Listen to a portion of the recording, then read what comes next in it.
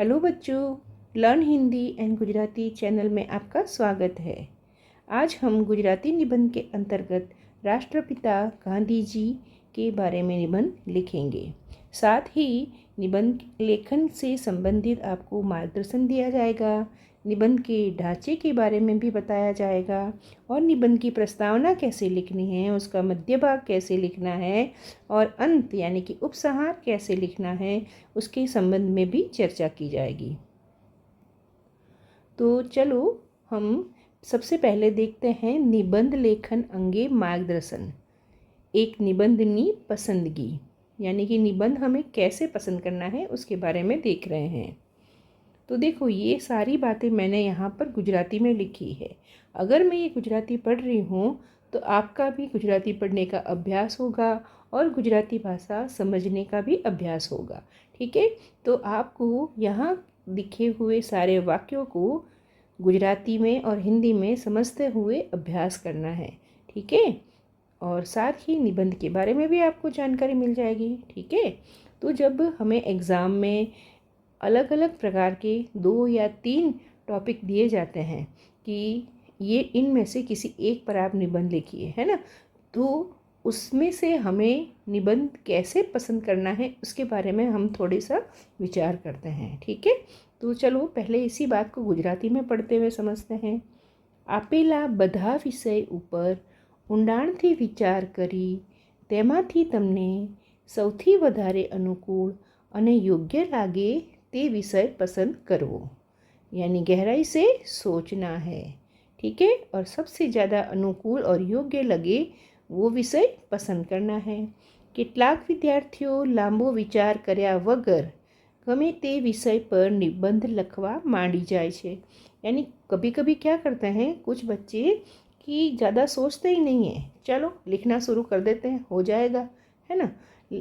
लेकिन क्या होता है, થોડું લખ્યા પછી તેઓ આગળ લખી सकता નથી।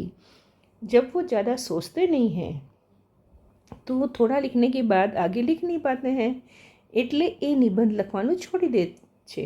इसलिए वो क्या करते हैं, उस निबंध को छोड़ देते हैं कि अरे इसके बारे में तो अब मुझे कुछ याद ही नहीं आ रहा है, અને પછી બીજા વિષય પર લખવાનું શરૂ કરે છે और फिर वो दूसरे विषय के बारे में लिखना शुरू करते हैं। આવી રીતે તેમનો कीमती समय વેડફાઈ જાય છે। इस तरह से उनका कीमती समय वेड़फाई मतलब नष्ट हो जाता है, बेकार हो जाता है। परीक्षाની दृष्टिए आ घणું नुकसानदायक છે, यानी परीक्षा की दृष्टि से ऐसा होता है, ये बड़ा ही नुकसानदायक होता है। आથી નિબંધના વિષયની પસંદગી ખૂબ જ સાવધાનીથી કરવી જોઈએ।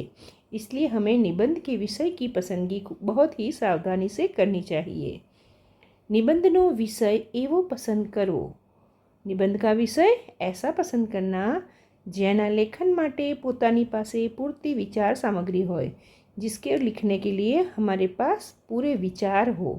कोईपण विषयने अघरू के सहेलो मानी पसंद करवानी पद्धति भूल भरी रही है। कभी कभी हम सोचते हैं कि ये ज़्यादा कठिन है, ये ज़्यादा सरल है।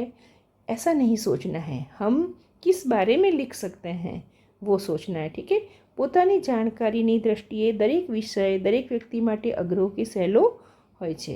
यानी यहाँ हमारी जानकारी कैसी है उस पर निर्भर करता है कि हमें किस विषय के बारे में ज़्यादा पता है। ठीक है ना, उसके बारे में हमें सोच के निबंध चयन करना चाहिए।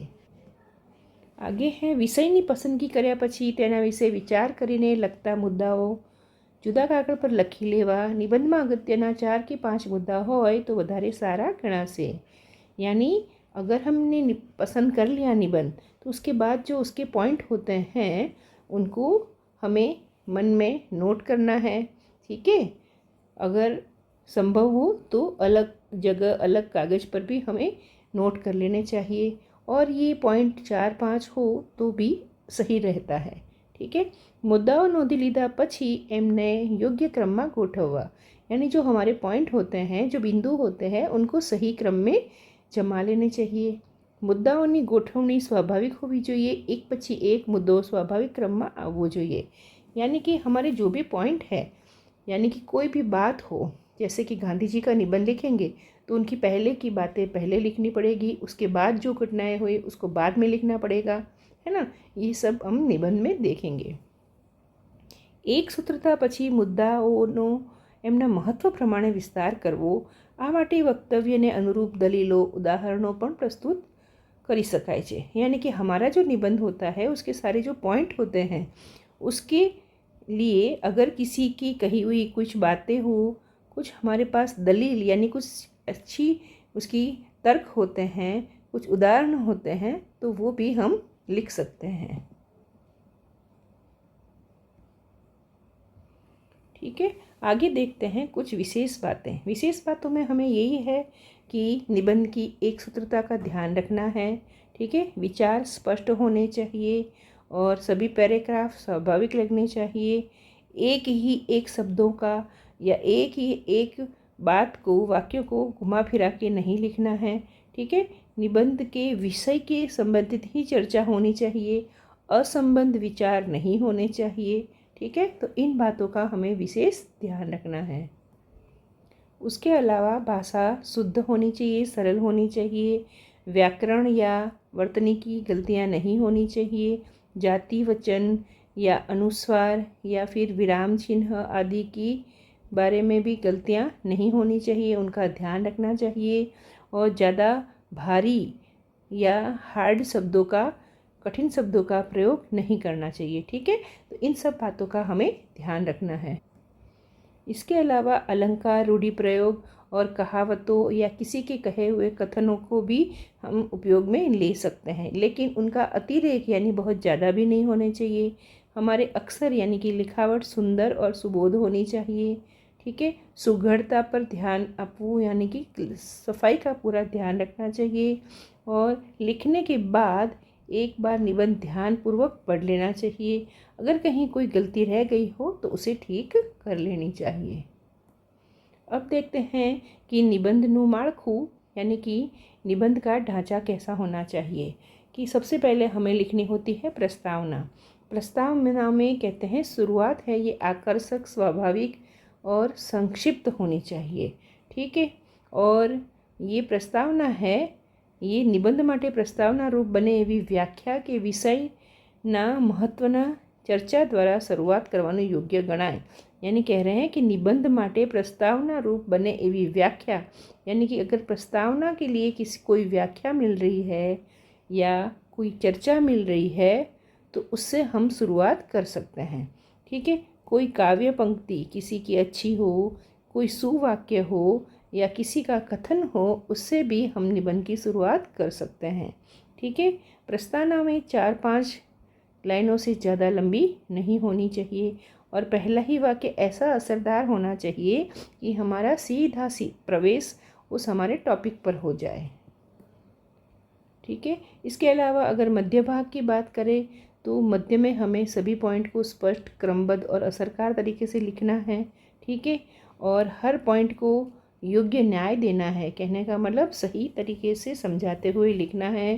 कहीं बहुत ज़्यादा लंबाई भी नहीं होनी चाहिए और बहुत ज़्यादा संक्षिप्त यानी कि छोटा भी नहीं होना चाहिए। ये बात का भी ध्यान रखना है। और अगत्यना दरेक मुद्दा माटे यानी कि जो हमारा खास कोई ज़्यादा महत्व की कोई बात हो उसके लिए अलग से पैराग्राफ बनाना चाहिए। हर पॉइंट को कुछ विस्तार की आवश्यकता हो तो विस्तार से लिखना चाहिए और एक ही पैराग्राफ में परस्पर विरोधी वाक्यों को नहीं लिखना है। ठीक है, और लगभग 4 पैराग्राफ में लिख सकते हैं और निबंध 25 पंक्तियों में हो सकता है। ठीक है, और अगर एग्ज़ाम में कम के बारे में लिखा है तो कम के बारे में भी कम भी लिख सकते हैं। अब बात करते हैं अंत या उपसंहार के बारे में। निबंध का अंत निबंध की शुरुआत की तरह ही टूकू मतलब कि छोटा होना चाहिए, आकर्षक और चोटदार होना चाहिए, यानी हमारी पूरी बात गहराई से कह सके ऐसा होना चाहिए। निबंधना अंतમાં समग्र निबंधना वक्तव्यનો सार होवो જોઈએ, है ना। यानी जो भी बात है उस पूरे निबंध के सार से रिलेटेड वो ही लास्ट में लिखी जाती है। अब हमारा निबंध है राष्ट्रपिता गांधी जी। तो सबसे पहले हमें गांधी जी के बारे में प्रस्तावना लिखनी है। तो वो कैसे लिखते हैं, चलो देखते हैं। આપણે સૌ રાષ્ટ્રપિતા તરીકે જેને ઓળખીએ છીએ, જેમણે સત્ય, પ્રેમ અને અહિંસાના જીવન સંદેશને ભારતમાં બુદ્ધ, મહાવીર અને ઈસુ પછી પ્રચલિત બનાવ્યા, એ ગાંધીજી આપણા સૌના વિશ્વ આખાના सर्वप्रिय नेता छे। देखो, ये हमारी हो गई शुरुआत। तो इसको हम हिंदी में समझते हैं कि ये क्या लिखा है।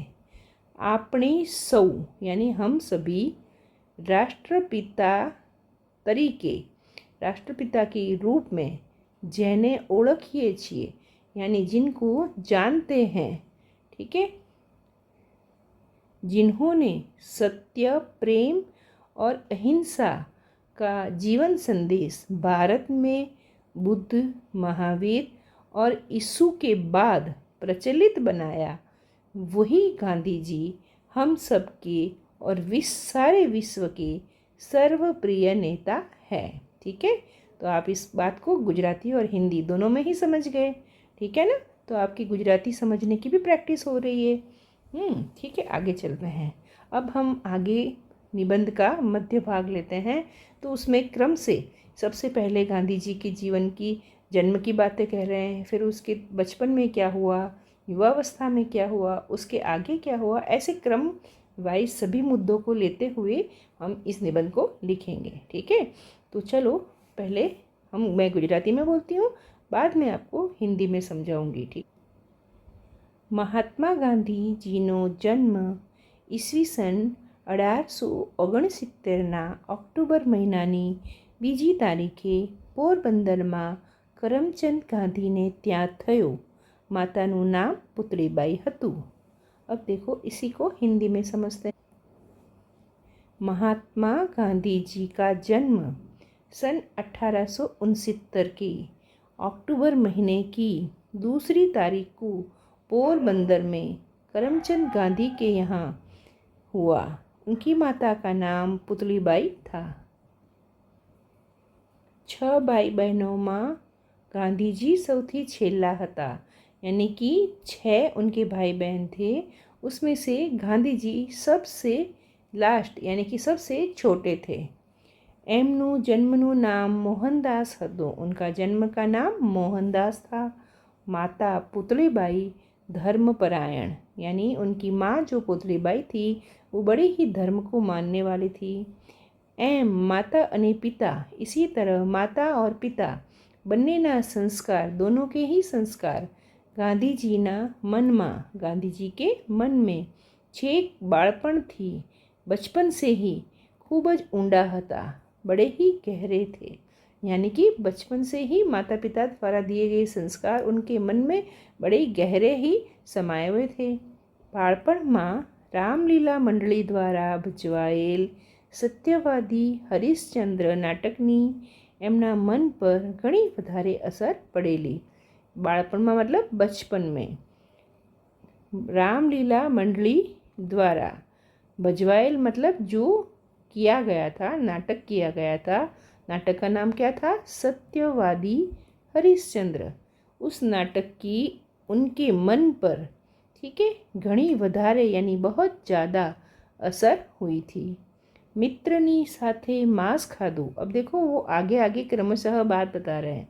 जब वो छोटे थे तब उन्होंने मित्र के साथ मांस भी खाया अने घरे आवीने जूठું बोल्या और घर आके झूठ बोले, पर एमना अंतरने आ बधुं गम्युं नहीं, लेकिन उनके मन को ये सब बात पसंद नहीं आई। एमणे मन में नक्की कर्युं कि जूठું बोलवुं एना करता मांस न खावो ए ज वधारे सारूं छे। उन्होंने मन में तय किया कि झूठ बोलने से तो बढ़िया मांस नहीं खाना है, ये बात ज़्यादा अच्छी है। गांधी जी ना काका बीड़ी पीता। गांधी जी के अंकल क्या करते थे, बीड़ी पीते थे। ए जोईने बाळपणमां गांधीजीए पण छानी मानी बीड़ी पीधी। ये देखकर गांधीजी ने बचपन में बीड़ी पी, छानी मानी यानी छिप कर। ठीक है, એનો ચસ્કો લાગતા चोरी પણ કરી, यानी कि बीड़ी का ऐसा उनको ऐसी लत लगी कि उन्होंने बीड़ी के लिए चोरी भी की। ठीक है। अंते पछतावो थयो, यानी बाद में उन्हें पछतावा हुआ। बीड़ी नहीं पीवानी प्रतिज्ञा ली थी, यानी कि अब मैं बीड़ी नहीं पीऊँगा, उस बारे में उन्होंने प्रतिज्ञा ली। आ बधुं थवाथी मोहनदासना माथे देवू थई गयुं हतुं। अगर उन्होंने ये सब चोरी की थी, बीड़ी पी थी, इससे उनके ऊपर कुछ कर्ज हो गया था। देवू मतलब कुछ कर्ज चढ़ गया था। मोटा भाईना हाथमां रहेला सोनाना कड़ामांथी थोड़ું કાપીને देवू भर्યું, यानी उनको पैसे चुकाने थे कर्ज के। वो उन्होंने उनके मोटा भाई मतलब बड़े भाई के हाथ में जो सोने का कड़ा था, ठीक है ना, उसको काट कर उसको थोड़ा बेचा और फिर उसको उन्होंने उसके द्वारा उन्होंने अपना कर्ज चुकाया। પણ મનને ચેન ન પડતા પોતે કરેલી આ બધી ભૂલોની વાત पिताने चिट्ठी द्वारा जणावी दीदी, यानी उनके मन में तो चैन नहीं हुआ कि अरे मैंने ये सब कर लिया। ठीक है, तो उन्होंने पोते करेली बधी भूलों की बात, यानी खुद ने की थी उन सभी भूलों की बातें पिता को चिट्ठी के द्वारा बता दी। एमने लागतुं हतुं, उनको लग रहा था कि पिताजी एमने ठपको आपसे, यानी पिताजी उनको डांट लगाएंगे। पण सत्य बोलवाने कारणे, लेकिन सच बोलने के कारण पिताए एमने कशुं ज न कह्युं। पिता ने उनको कुछ भी नहीं कहा। पिताना आवा प्रेमाळ वर्तनने लीधे, पिताजी के ऐसे प्रेम भरे बर्ताव के कारण गांधीजीनो सत्य प्रत्येनो प्रेम दृढ़ थयो। गांधी जी का सत्य के बारे में जो प्रेम था वो और भी पक्का हो गया। अने तेमणे सत्य बोलवानुं और उन्होंने सच बोलना अने ए प्रमाणे आचरण करवानो संकल्प कर्यो अने सच्चाई के साथ ही अपने आचरण को करने का भी संकल्प किया। सत्य पालनનું महत्व एमने त्यारथी समझाયું, यानी तब से उन्हें लगा कि सच्चाई का पालन करना बहुत ही अच्छा है। मोहनदास 13 વર્ષની ઉંમરના હતા ત્યારે તેમનું લગ્ન કસ્તુરબા, इसके साथ कस्तूरबा साथे थयुं। यहाँ ये कस्तूरबा, ठीक है, कस्तूरबा के साथ उनकी शादी हुई। 16 વર્ષની उम्रे पिताનું अवसान थयुं। जब वो 16 वर्ष के थे तब उनके पिता का देहांत हो गया। ईस्वीसन 1899 में, बराबर, 89 પણ બોલાય, 99 પણ બોલાય, बराबर। अगर 1889 में तेओ लंडन पहुँचा। वो कहाँ पहुँचे? लंडन पहुँचे। इंग्लैंड में 3 वर्ष कठोर परिश्रम करीने कायदानो अभ्यास करो, यानी इंग्लैंड में उन्होंने 3 साल तक कड़ा परिश्रम करते हुए कायदानो मतलब कि लॉ का, है ना, कानून की उन्होंने पढ़ाई की।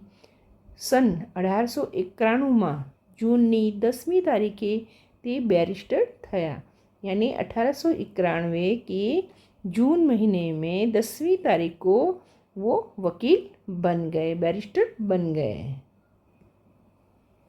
उसके बाद की बात बताते हुए यहाँ हम लेते हैं कि दक्षिण अफ्रीका में कोई व्यापारीनी पेढ़ी हती, यानी दक्षिण अफ्रीका में किसी व्यापारी की एक फर्म थी। ठीक है, ए पेढ़ी ने बैरिस्टरनी जरूर हती।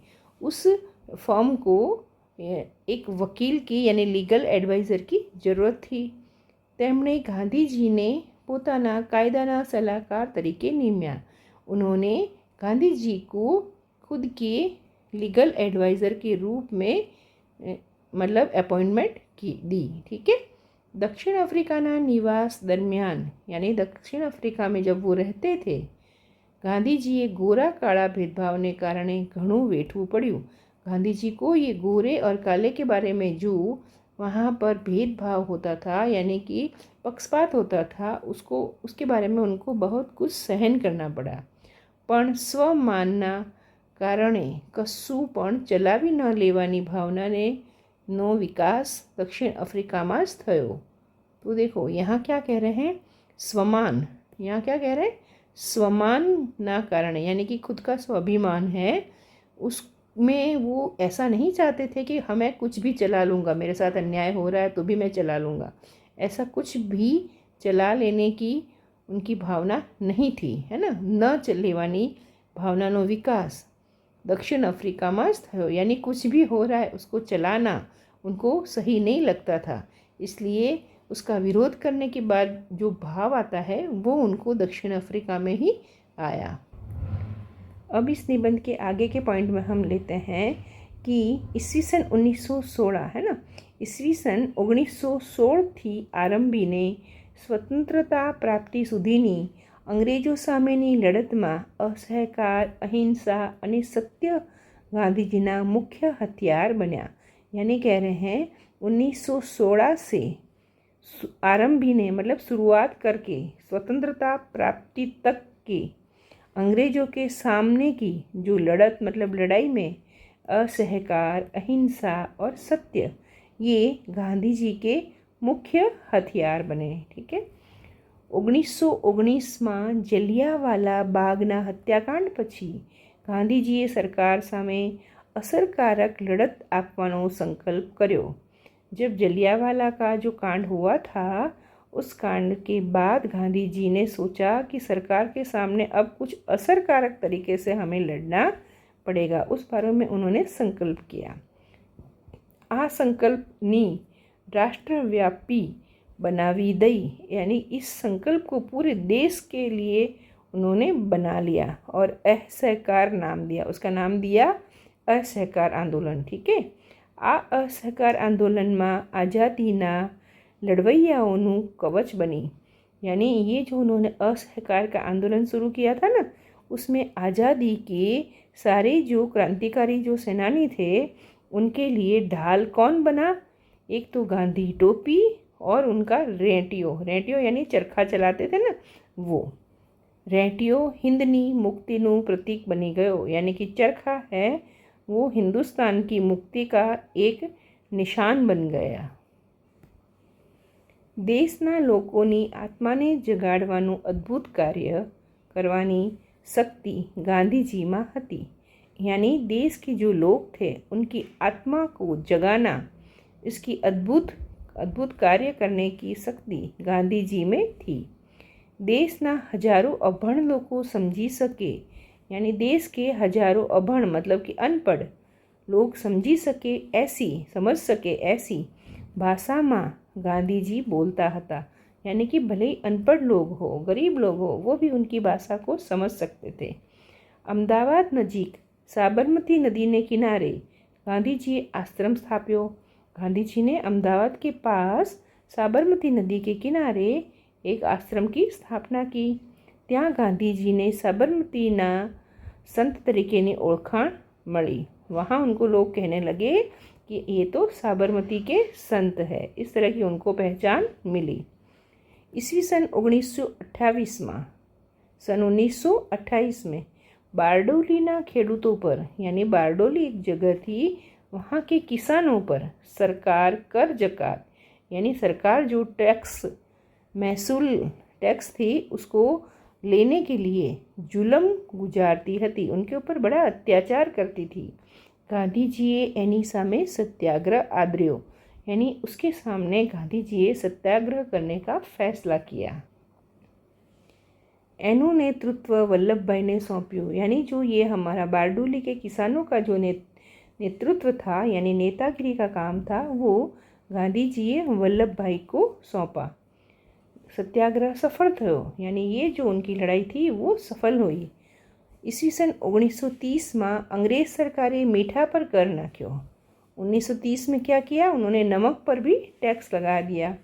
गैरवाजबी करनी सामे सूरत जिल्लाना साबरकांठे आवेला दांडी गामे कूच लईने, यानी ये जो इनकी टैक्स लगाने की जो बात थी वो सही नहीं थी, गलत थी, इसलिए लिखा है गैरवाजबी कर मतलब टैक्स। उसके सामने उन्होंने सूरत जिले के, कौन से ज़िले में? सूरत ज़िले के साबरकांठे नाम का जो जगह थी वहाँ आए हुए दांडी गांव के पास उन्होंने कूच यानी कि सभी लोगों की एक रैली लेकर गांधी जी वहाँ गए। आम दांडी कूच यानी कि दांडी के वाली जो रैली थी उसके बाद પછી ભારતની આઝાદીની લડત વધારે જલદ बनी यानी कि ये जो दांडी कूच हुई उसके बाद आज़ादी की जो लड़ाई थी वो ज़्यादा यानी आग उगलने वाली, जलद मतलब जलाने वाली, आग उगालने वाली बन गई। सरकारे गांधीजीने कांग्रेसના नेताओने कांग्रेसના नेताओने असंख्य कार्यकर्ताओं जेल में हड़सेल्या।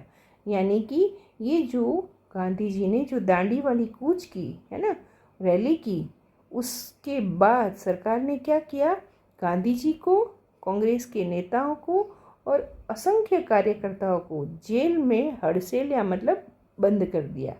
पर अनेक अत्याचारों पछी पण यानी कि बहुत तरह से उनको परेशान किया गया, उनके ऊपर कई तरह के अत्याचार किए गए। सरकार ने समझाયું, सरकार को समझ में आया कि लोक जागृति ने दमन थी कचड़ी सकासे नहीं, यानी लोगों में जो अब जागृति आ गई है उसको दबाने से अब कुछ भी होने वाला नहीं है। 1942 में गांधीजीए अंग्रेजोने हिंद छोड़ोनी हाकल करी। यानी 1942 में गांधी ने अंग्रेज़ों को हिंद छोड़ो का नारा लगाते हुए उनको हाकल करी, मतलब कि बाहर भगाने का नारा शुरू किया। समग्र देश आ नाद थी गूंजी उठ्यो। सारा देश हिंद छोड़ो के नारे से गूंज उठा। वर्षों थी भाई भाई तरीके रहता हिंदू मुस्लिम वच्चे वेर झेर नो दावा नड़ प्रगटावायो। उसके बाद अंग्रेज़ों ने क्या किया कि बरसों से ही भाई भाई की तरह रहने वाले हिंदू मुस्लिम के बीच में वैर जैर यानी कि ऐसे उन्होंने दुश्मनी पैदा कर दी। दावा नड़ प्रगटावायो मतलब जैसे जंगल में आग लग जाती है ना, वैसे ही उन्होंने एक आग लगा दी उनके आपस में बैर भाव पैदा करके।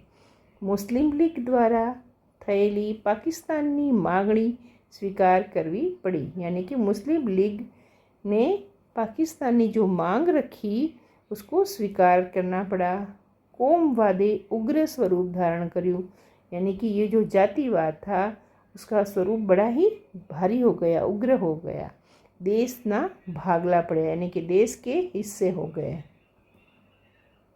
अब हम निबंध के सारे पॉइंट को, सारे मुद्दों को लिखते हुए सार की ओर आगे बढ़ रहे हैं, यानी कि उपसंहार की ओर बढ़ रहे हैं। तो देखो उपसंहार कैसा लिखा जा रहा है। 15 ऑगस्ट 1947 दिवसे भारत आज़ाद बन्यो। 15 अगस्त 1947 को भारत आज़ाद बना, परंतु ए आज़ादीना मुख पर वेदनाना आंसू हता।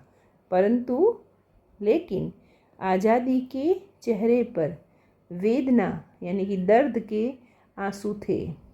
ईस्वी सन 1948 ना જાન્યુઆરીની 30મી તારીખની સાંજ દિલ્હીના બિરલા ભવનના ઉદ્યાન તરફ ગાંધીજી નિત્ય નિયમ મુજબ પ્રાર્થના સભામાં જઈ રહ્યા હતા।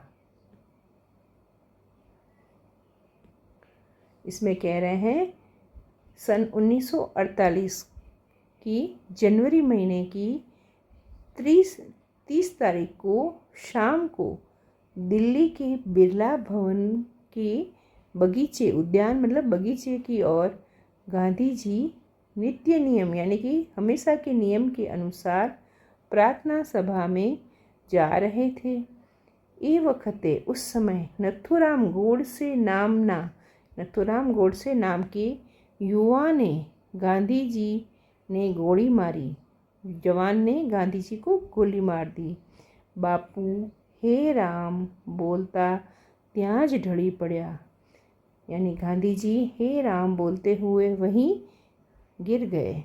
अस्ता चढ़े एक बाजू सूरज डूब्यो, यानी कि आसमान में एक तरफ सूरज अस्त हुआ અને બીજી બાજુ દેશના પ્યારા बापूनो जीवन दीप बुझायो। दूसरी ओर देश के प्यारे गांधी जी का बापू का जीवन दीप यानी जीवन का दीप बुझायो मतलब बुझ गया। आवा विश्व वंद्य यानी कि देश पूरे विश्व में वंदन करने योग्य आत्मा ने अपनी श्रद्धांजलि, हम सबकी ओर से श्रद्धांजलि। ठीक है, तो समझ गए ना। इस तरह हमें निबंध के हर पॉइंट को समझते हुए लिखना है। ठीक है, thank you. Like, share and subscribe.